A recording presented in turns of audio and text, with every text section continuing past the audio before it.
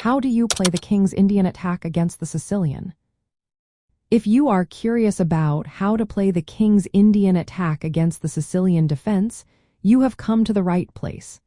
This opening offers a flexible approach that can help you sidestep the complexities of open Sicilian lines. Let's break it down step by step.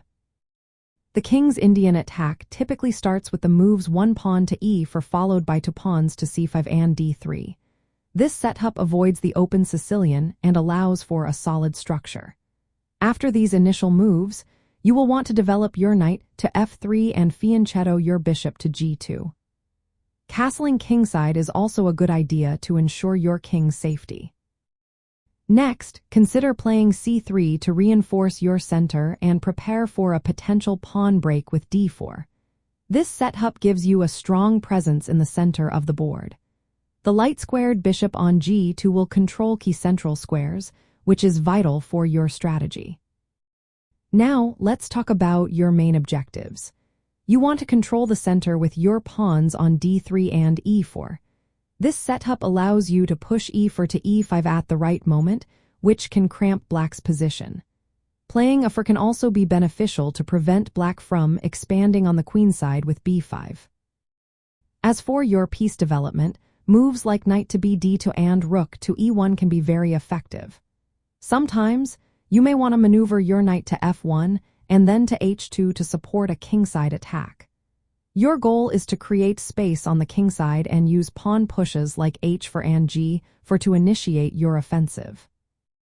On the other hand, black will likely try to counterattack on the queenside. They may push the b-pawn to gain space and challenge your setup.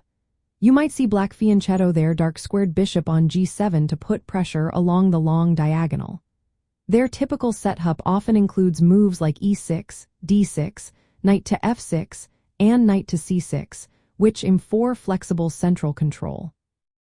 When playing the king's Indian attack, it is particularly effective against Sicilian lines where black plays e6. This keeps the center flexible and avoids early confrontations. This opening is a great choice if you want to avoid the heavily analyzed open Sicilian lines. In the middle game, after you have completed your development and castled, look to push e4 to e5 to gain space and restrict black's pieces. You should prepare for a kingside offensive using your pieces and pawn advances to create attacking chances. Controlling key squares like b5 with a4 is essential to counter black's queenside play. Overall, playing the king's Indian attack against the Sicilian involves adopting a flexible approach with moves like d3, knight to f3, g3, bishop to g2, c3, and a4. Focus on maintaining a strong central presence while preparing for a potential kingside attack. This strategy offers a practical alternative to the deeply analyzed open Sicilian lines.